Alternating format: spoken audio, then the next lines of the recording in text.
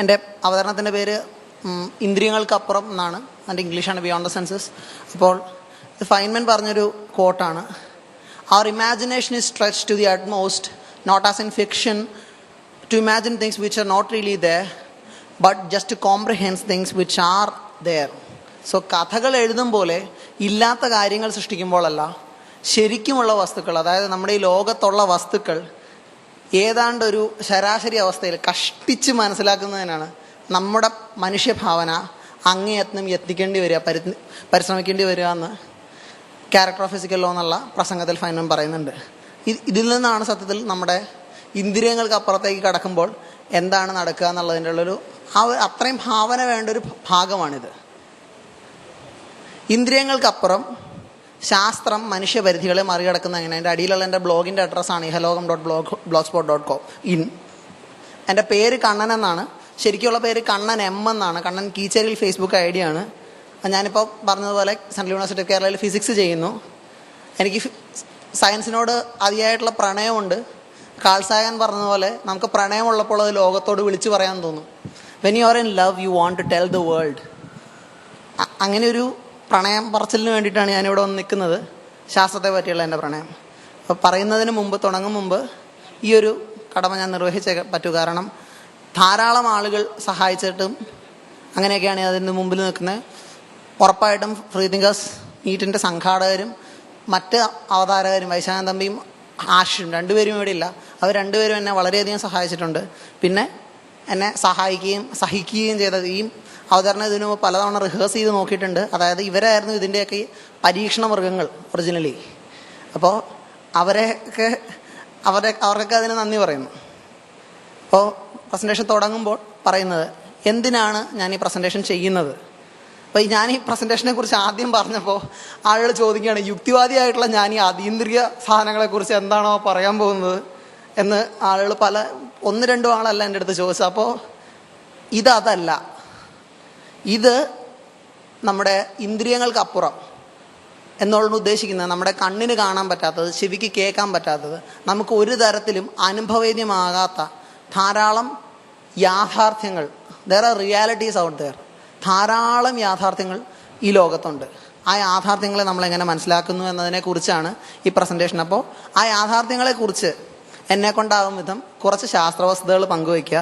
പിന്നെ ഈ ശാസ്ത്രവസ്തുതകളിൽ നമ്മൾ എങ്ങനെ എത്തിപ്പെട്ടു, സയൻസ് ഈ വസ്തുതകളിലേക്ക് എങ്ങനെ എത്തി, കാരണം നമുക്ക് ഇന്ദ്രിയങ്ങൾ കൊണ്ട് ഇതൊന്നും അനുഭവവേദ്യമല്ല. അപ്പോൾ എങ്ങനെ എത്തിയെന്ന് ഹ്രസ്വമായിട്ടുള്ളൊരു ചർച്ചയിലൂടെ ശാസ്ത്രത്തിൻ്റെ രീതിശാസ്ത്രം ചർച്ച ചെയ്യുക.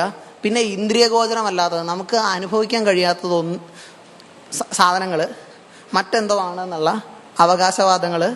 അപ്പോൾ ഇന്ദ്രിയഗോചരമല്ലാത്തതെല്ലാം അറിയാൻ കഴിയാത്തതാണ് എന്നുള്ള അവകാശവാദങ്ങളെ നമ്മളെ കൊണ്ട് സാധിക്കും വിധം റെഫ്യൂട്ട് ചെയ്യാൻ ശ്രമിക്കുക. ഓക്കെ, ഇതാണ് ഇതിൽ നിന്ന് നമ്മൾ ഇതിന് വേണ്ടിയിട്ടാണ് ഞാൻ ഈ പ്രസൻറ്റേഷൻ ഉദ്ദേശിക്കുന്നത്. മാത്രമല്ല ഈ 1-2 ലക്ഷ്യങ്ങൾ എത്രമാത്രം വിജയിക്കുന്ന 2-3 ലക്ഷ്യങ്ങൾ എത്രമാത്രം വിജയിക്കുന്ന എനിക്ക് അറിഞ്ഞുകൂടാ. ഞാൻ കുറേ വസ്തുതകൾ ഇവിടെ പറഞ്ഞിട്ട് പോകാനാണ് സാധ്യത എന്നാണ് എനിക്ക് തോന്നുന്നത്. ഞാനൊരു അവതാരം എന്നുള്ളതിൽ എത്ര നല്ലതാണെന്നുള്ളത് 2-3 ലക്ഷ്യങ്ങൾ വിജയിക്കുക എന്നുള്ളതനുസരിച്ചിരിക്കും. അപ്പോൾ നമുക്ക് ഇന്ദ്രിയങ്ങൾക്ക് അപ്പുറമുള്ളവ അറിയാനാകുന്നത് എങ്ങനെ എന്നാണ് ഞാൻ ആദ്യം പറയാൻ പോകുന്നത്. ഇന്ദ്രിയങ്ങൾക്കപ്പുറം എന്തുണ്ടെന്ന് എങ്ങനെ അറിയാൻ കഴിയും? How can we know there are things beyond our senses? So അതിരുകളും അതിര് കടക്കലും, ഞാൻ ഈ മൂലയ്ക്ക് എഴുതിയിരിക്കുന്ന അല്ലെങ്കിൽ ഈ ഇവിടെ കാണുന്നത് എന്ത് അതിർത്തിയാണ് നമുക്കുള്ളത്, ആ അതിർത്തി എങ്ങനെ മറികടക്കുന്നു എന്നുള്ളതാണ് തൊട്ടപ്പുറത്ത് എഴുതിയിട്ടുള്ളത്. ഉദാഹരണത്തിന് ഇന്ദ്രിയമേ ഇല്ലാതിരിക്കൽ, ഇലക്ട്രോമാഗ്നറ്റിക് ഫീൽഡുകൾ, ഇലക്ട്രിക് ഫീൽഡ്, മാഗ്നറ്റിക് ഫീൽഡ്, വിദ്യുത് കാന്തിക മണ്ഡലങ്ങൾ, അവ ഉണ്ടെന്ന് നമുക്കറിയാം. കാരണം നമ്മൾ മാഗ്നറ്റിക് ഫീൽഡ് വെച്ചിട്ട് പല കാര്യങ്ങൾ ചെയ്യുന്ന, MRI എടുക്കുന്ന മാഗ്നറ്റിക് ഫീൽഡ് വെച്ചിട്ടാണ്. ധാരാളം കാര്യങ്ങൾ നമുക്കറിയാം. മാഗ്നറ്റിക് ഫീൽഡും ഇലക്ട്രിക് ഫീൽഡും ഉണ്ട്, അവയുടെ ഫലങ്ങളൊക്കെ നമ്മൾ അറിയുന്നുണ്ട്. പക്ഷേ അവയുണ്ടോ ഇല്ലയോ എന്ന് നമ്മളെങ്ങനെയാണ് അറിയുന്നത്? ശരിക്കും കാന്തികതയുള്ള വസ്തുക്കൾ, ഈ ചിത്രത്തിൽ കാണുന്നത് കാന്തത്തരികളാണ്. നമ്മുടെ അതിൻ്റെ അടിവശത്ത് കാന്തം മാറ്റുമ്പോൾ കാന്തം വെച്ചിട്ട് കളിച്ചിട്ടുള്ള കുട്ടികൾക്ക് അറിയായിരിക്കും. നമ്മൾ ഈ ഇരുമ്പിൻ്റെ പൊടി ഇങ്ങനെ വെച്ചിട്ട് പേപ്പറിൻ്റെ അടിയിൽ കിടന്ന് നീക്കുമ്പോൾ അതിനനുസരിച്ച് ഈ ഇരുമ്പ് തരികൾ കിടന്ന് നീങ്ങും.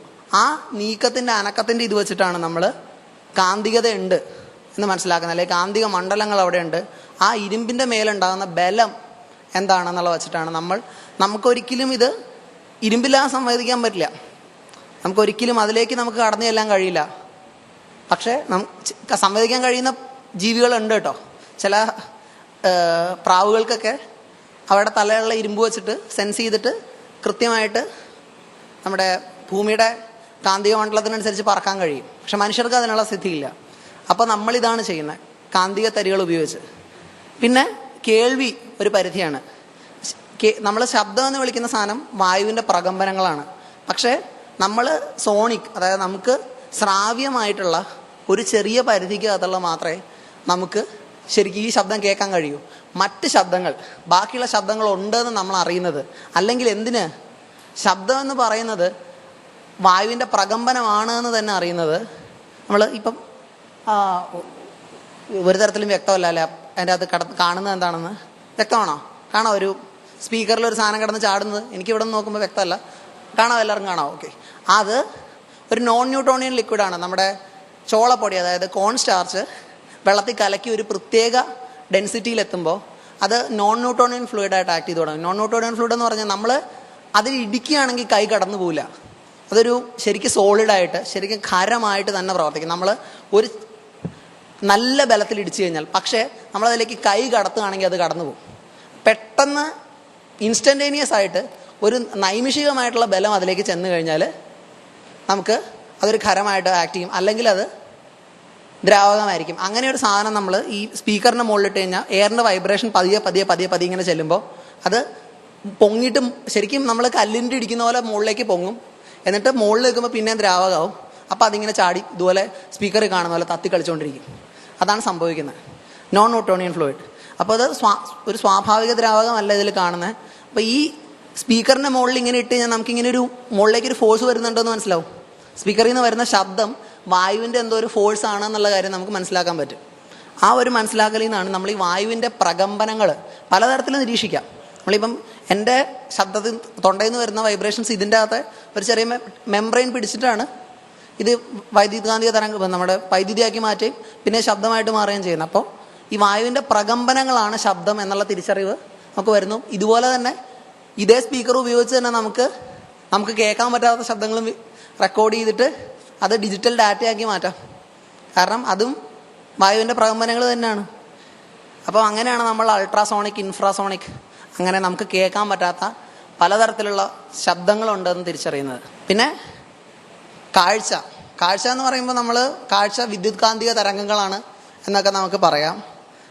അതിൽ വളരെ ചെറിയൊരു പരിധി, നമ്മൾ പ്രകാശം എന്ന് പറയുന്ന വിസിബിൾ ലൈറ്റിനുള്ള വളരെ ചെറിയൊരു പരിധിക്കകത്തുള്ള സാധനം മാത്രമാണ് നമുക്ക് കാണാൻ പറ്റുക. മാത്രമല്ല മാഗ്നറ്റിക് ഫീൽഡും ശബ്ദവും പോലെയല്ല ഈ പ്രകാശത്തെ നമ്മൾ കണ്ടുപിടിച്ച കഥ ഒരിത്തിരി വ്യത്യാസമുണ്ട്. അപ്പോൾ അതിനെക്കുറിച്ച് നമ്മൾ കുറേ കൂടി വിശദമായിട്ട് പറയുന്നുണ്ട്. അതാണ് അറിയുന്നത് എങ്ങനെയാണെന്നുള്ളത് വിശദീകരിക്കാമെന്ന് എഴുതി വച്ചിരിക്കുന്നത്. വിദ്യുത് കാന്തിക തരംഗങ്ങളാണ് നമ്മളെങ്ങനെ കണ്ടുപിടിച്ചു. ഇൻഫ്രാറെഡ്, അൾട്രാവയലറ്റ്, അങ്ങനെ കുറേ സാധനങ്ങളുണ്ട്.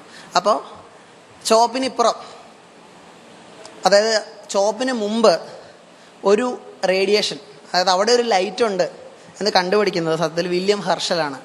ഹെർഷൽ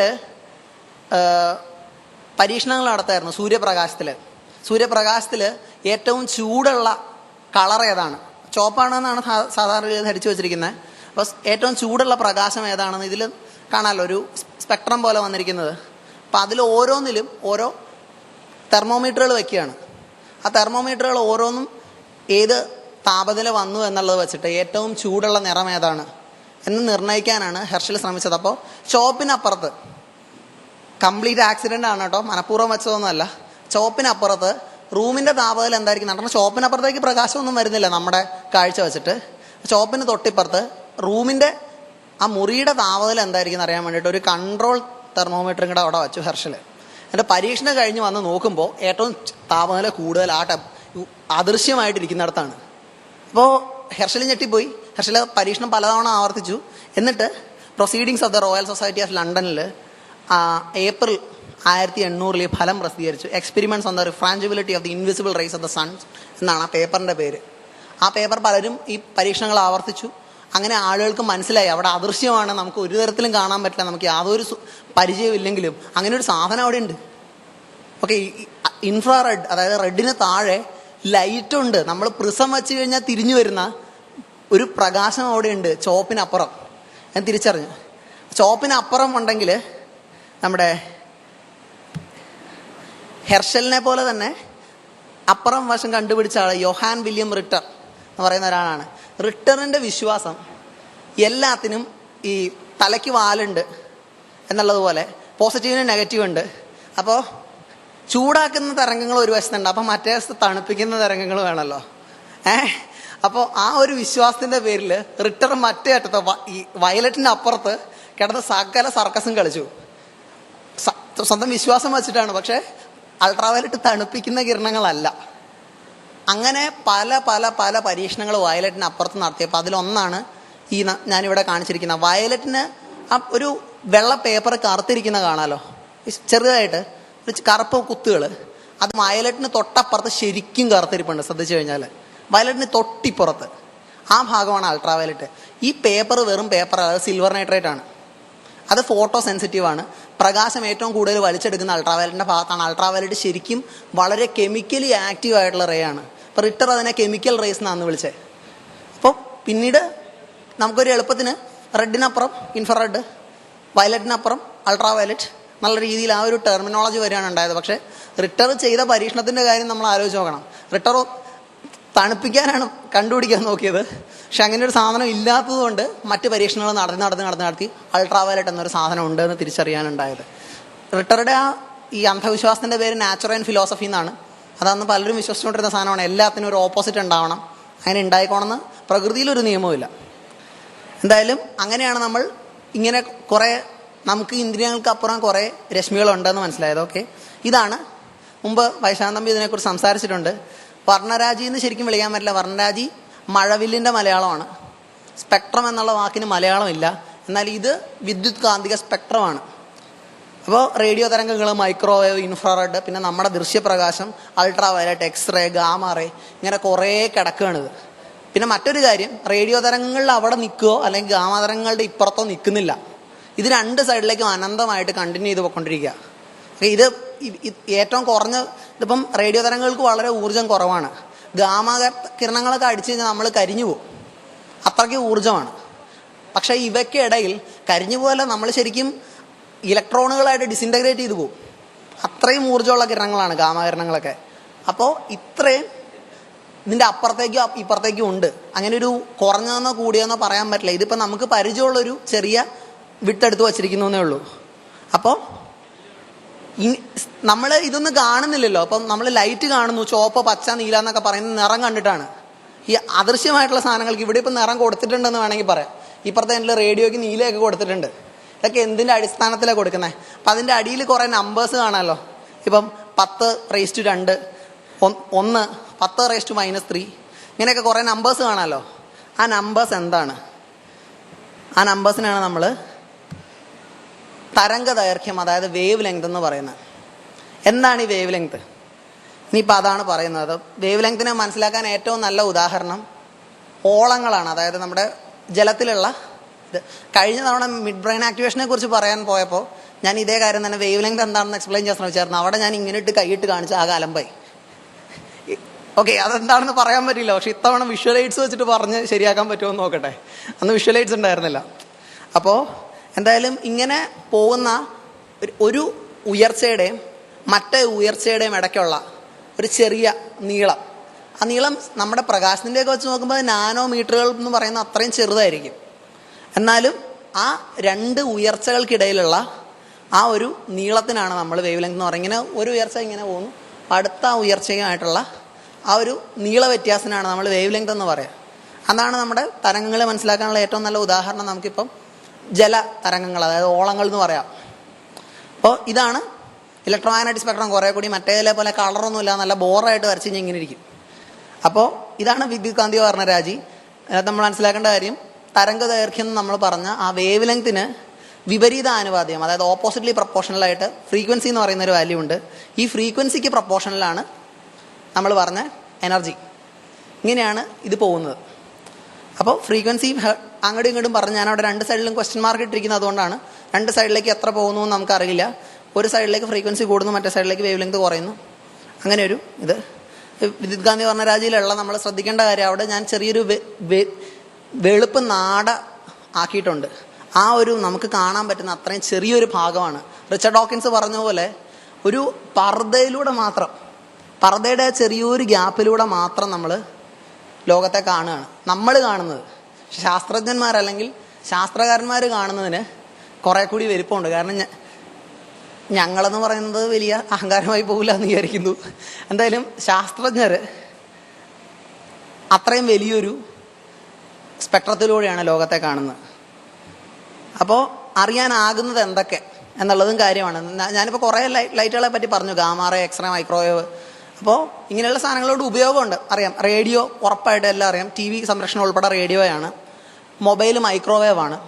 ഇങ്ങനെയുള്ള ഉപയോഗങ്ങളൊക്കെ ഉണ്ടെന്ന് നമുക്കറിയാം. പക്ഷേ ഇവ ശരിക്കും ഉണ്ട്. പക്ഷെ ഇവ വെച്ച് നമുക്ക് മൊബൈൽ ഉപയോഗിക്കാൻ കഴിയുന്നുണ്ട്. പക്ഷെ നമ്മൾ മൈക്രോവേവിലൂടെ നോക്കിയാൽ എന്ത് കാണാൻ പറ്റും? ഇപ്പോൾ ജീവശാസ്ത്രജ്ഞനായിട്ടുള്ള റിച്ചർഡ് ഡോക്കിൻസ് പറയുക അൾട്രാവയലറ്റ് ഗാർഡൻ എന്നാണ്. നമ്മുടെ ഇതിൻ്റെ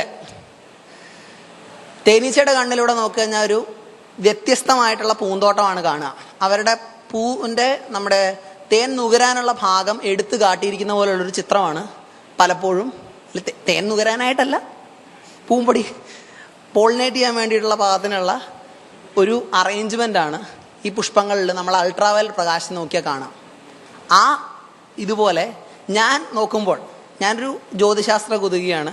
അപ്പോൾ ഞാൻ ഈ അൾട്രാവയലറ്റ് ഇൻഫ്രാറെഡ് സാധനങ്ങളിലൂടെ നോക്കുമ്പോൾ എൻ്റെ ആകാശത്തിൻ്റെ കാഴ്ച എന്താണെന്നാണ് ഇനി ഞാൻ പറയാൻ പോകുന്നത്. എനിക്ക് ആകാശത്തേക്ക് നോക്കുമ്പോൾ ഇൻഫ്രാറെഡ് അൾട്രാവയലറ്റ് സാധനങ്ങൾ കൊണ്ട് എന്തറിയാൻ പറ്റുന്നു? പ്രകാശത്തിൻ്റെ അർത്ഥം ആകാശത്തേക്ക് നോക്കുമ്പോൾ എന്താണ്?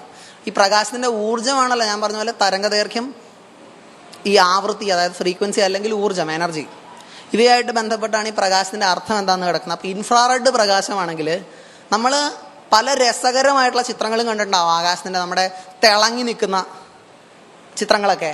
അതൊന്നും നമ്മുടെ കണ്ണുകൊണ്ട് നോക്കിയാൽ കാണില്ല. അവ കാണണമെങ്കിൽ ഇൻഫ്രാറെഡ് കൂടി ചേർക്കണം. ഇൻഫ്രാറെഡ് കൂടി ചേർത്ത ആ സുന്ദരമായിട്ടുള്ള മിഴിവേകിയ ചിത്രങ്ങൾ കിട്ടണമെങ്കിൽ ദൃശ്യപ്രകാശത്തിനൊപ്പം അവ കൂടി ഉപയോഗിച്ചാലേ വ്യക്തതയുള്ളതും മിഴിവുള്ളതുമായിട്ടുള്ള ചിത്രങ്ങൾ സാധിക്കുകയുള്ളൂ. നക്ഷത്രത്തിൻ്റെ താപനിലകൾ പലപ്പോഴും ഇൻഫ്രാറെഡിനടുത്താണ് വരിക.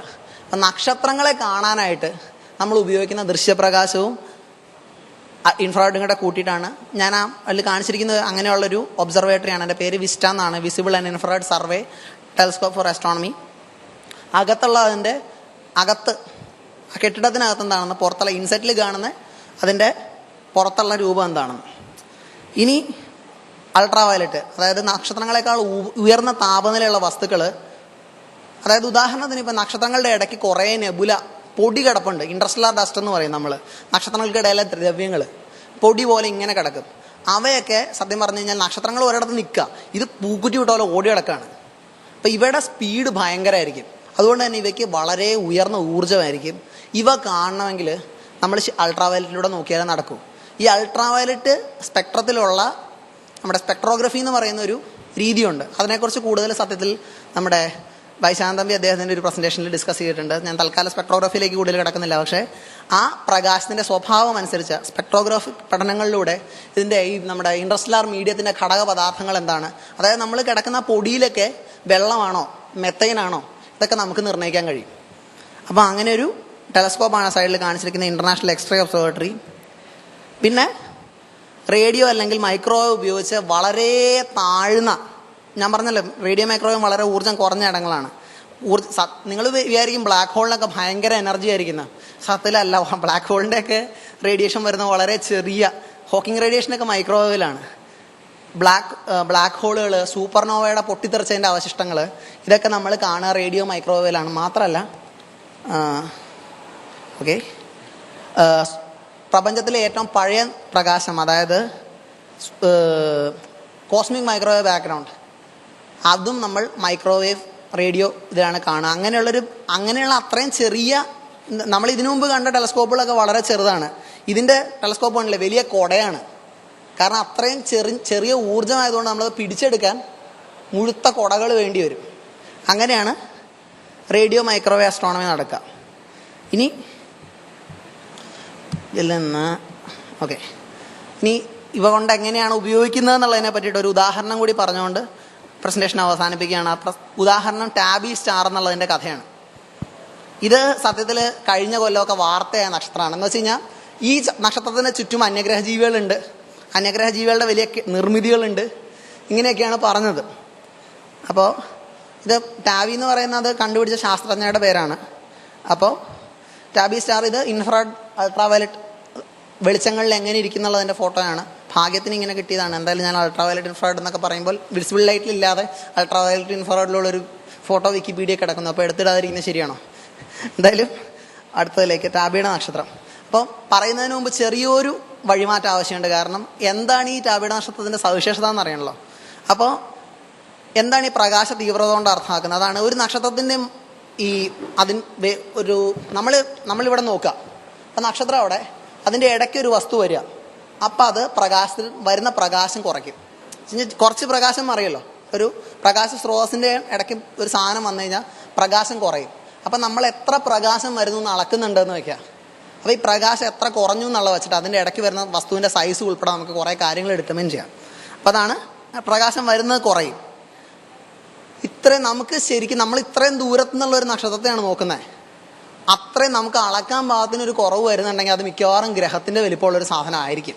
പൊതുവെ നമുക്ക് അളക്കാൻ കഴിയുന്ന അത്രയും കുറവുണ്ടാകും. സ്വാഭാവികമായിട്ട് ഗ്രഹങ്ങളോടും വലിപ്പമുള്ളൊരു വസ്തുവാണെന്നാണ് നമ്മൾ അനുമാനിക്കുക. അപ്പോൾ നക്ഷത്രങ്ങളെ വലം വയ്ക്കുന്ന മറ്റ് ഗ്രഹങ്ങൾ, ഇപ്പം ഭൂമിക്ക് പുറത്ത് ട്രാപ്പിസ്റ്റ് എന്ന് പറയുന്ന ഒരു ഗ്രഹവ്യൂഹത്തെ കണ്ടുപിടിച്ചു, അതായത് നമുക്ക് വാസയോഗ്യമായിട്ടുള്ളൊരു സൗരയൂഥം കണ്ടുപിടിച്ചു എന്നൊക്കെ പറഞ്ഞ് വാർത്തകൾ വന്നിരുന്നു കുറച്ചു കാലം മുമ്പ്. അതുപോലെയുള്ള സൗരയൂഥങ്ങളും അവിടെയുള്ള ഗ്രഹങ്ങളും കണ്ടുപിടിക്കുന്ന ഈ രീതി ഉപയോഗിച്ചാണ്. ഈ രീതിക്ക് സന്തരണ രീതി എന്നാണ് പറയുക, ഇംഗ്ലീഷിൽ ട്രാൻസിറ്റ് മെത്തേഡ്. നമ്മൾ ബാഹ്യഗ്രഹങ്ങൾ അഥവാ എക്സോ പ്ലാനറ്റ്സ് നമ്മുടെ സൗരയൂഥത്തിനകത്തല്ലാതെയുള്ള പുറത്തുള്ള ഗ്രഹങ്ങൾ നമ്മൾ കണ്ടുപിടിക്കുന്നുണ്ട്. ആലോചിക്കേണ്ട കാര്യം, സൗരയൂഥത്തിനകത്തുള്ള ഗ്രഹങ്ങളുടെ കാര്യത്തിൽ തന്നെ തീരുമാനമായിട്ടില്ല. ഇനിയും 9ാമത്തെ ഗ്രഹം ഉണ്ടോ എന്നൊക്കെ പറഞ്ഞ് തർക്കങ്ങൾ നടക്കണം. പക്ഷേ നമുക്ക് ഈ രീതി ഉപയോഗിച്ച് പുറത്തുള്ള വലിയ ഗ്രഹങ്ങൾ കണ്ടുപിടിക്കാം. എന്തായാലും കെപ്ലർ എന്ന് പറയുന്ന ബഹിരാകാശ പേടകം ഇങ്ങനെ പ്രകാശ തീവ്രത അളക്കാൻ വേണം. അതിൻ്റെ അകത്ത് ഒറ്റ ഫോട്ടോമീറ്റർ മാത്രമേ ഉള്ളൂ.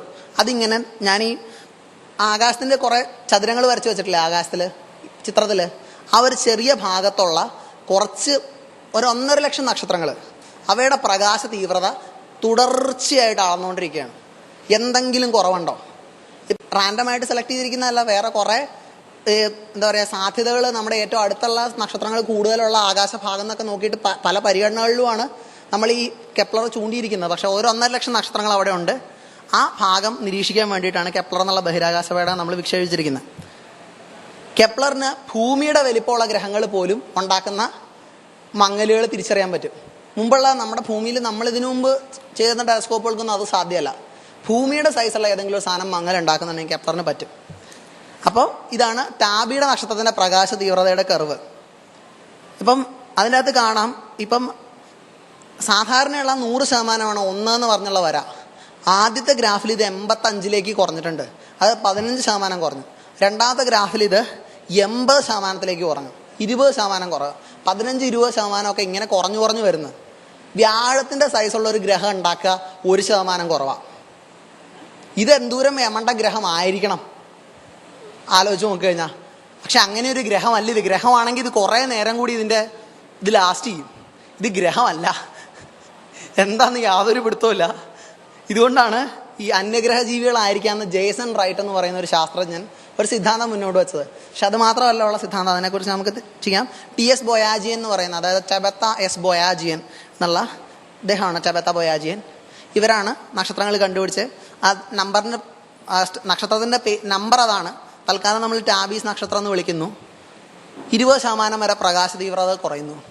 ഇതാണ് ടാബി സ്റ്റാറിൻ്റെ അവസ്ഥ. അതെങ്ങനെയാണെന്ന് നമുക്കൊരു പിടുത്തമില്ല. അപ്പോൾ കുറേ വിശദീകരണങ്ങൾ നിരീക്ഷണങ്ങൾക്കനുസരിച്ച് വന്നു. അപ്പം ചില ആളുകൾ പറഞ്ഞു 2 നക്ഷത്രങ്ങൾ കൂട്ടിയിടിച്ചിട്ട് വലിയൊരു പുകമറ സൃഷ്ടിക്കുന്നതായിരിക്കും. 2 ഗ്രഹങ്ങൾ വന്ന് കൂട്ടിയിടിച്ചു, അതിൻ്റെ അവശിഷ്ടം ഇങ്ങനെ കടന്നിട്ട് ഇങ്ങനെ വലിയ ഇതാവുമല്ലോ, അത് വന്ന് മറയുന്നതാവാം. അല്ലെങ്കിൽ കുറേ വാൽ നക്ഷത്രങ്ങൾ ഇങ്ങനെ കൂട്ടായിട്ട് വന്ന് ഡാൻസ് ചെയ്ത് പോകുന്നതാവാം. അങ്ങനെ ധാരാളം. പിന്നെ ആണ് ഞാൻ പറഞ്ഞ ജേസൺ റൈറ്റ് എന്ന് പറഞ്ഞ ശാസ്ത്രജ്ഞൻ പറഞ്ഞ വിശദീകരണം, അന്യഗ്രഹ ജീവികൾ വലിയ സാധനങ്ങളൊക്കെ ഇങ്ങനെ ഉണ്ടാക്കി വെച്ചിട്ട് നമ്മുടെ ആ നക്ഷത്രത്തിൻ്റെ ഊർജ്ജം കളക്ട് ചെയ്യാൻ ശ്രമിക്കുന്നതാണ്. പക്ഷെ ഞാൻ ഭൂമിയിലുള്ള നമ്മളെ പെട്രോൾ സകല സാധനവും തീർന്നു, വേറൊരു വഴിയില്ല, എന്നിട്ട് നമ്മൾ മുഴുത്ത സോളാർ പാനലുകൾ ഉണ്ടാക്കിയിട്ട് ഊർജ്ജം സ്വീകരിക്കാൻ ശ്രമിക്കുകയാണ്. അതിന് ഡയസൺ സ്ഫിയർ എന്ന നിർമ്മിതിക്ക് പറയുക. അങ്ങനെയുള്ള നിർമ്മിതികളായിരിക്കാം എന്നും പറഞ്ഞു. അപ്പം നിരീക്ഷണങ്ങൾ പലതും നടന്നു. ആദ്യം നടന്നത് സ്പിറ്റ്സർ എന്ന് പറയുന്ന ഇൻഫ്രാറെഡ് ടെലസ്കോപ്പ് ഉണ്ട്. അതുപയോഗിച്ചാണ്. അപ്പം 2 ഗ്രഹങ്ങൾ കൂട്ടിയിടിച്ചാൽ നല്ല ചൂടുണ്ടാവണം. ഇൻഫ്രാറെഡിൽ ഞാൻ പറഞ്ഞല്ലോ ചൂടിളക്കുന്ന സാധനമാണ്, ചൂടില്ല. അപ്പം 2 ഗ്രഹങ്ങൾ കൂട്ടിയിടിച്ചതിൻ്റെ അവശിഷ്ടമല്ല. പിന്നെ അന്യഗ്രഹ ജീവികളാണെങ്കിൽ നമ്മളിപ്പോൾ ഇവിടെ ജീവിക്കുന്നുണ്ട്. നമ്മൾ മനഃപൂർവ്വം അല്ലെങ്കിലും ഹിറ്റ്ലറുടെ പ്രസംഗമൊക്കെ റേഡിയോ ആയിട്ട് കയറ്റി അയച്ചിട്ടുണ്ട് അന്യഗ്രഹ ജീവികൾക്ക്.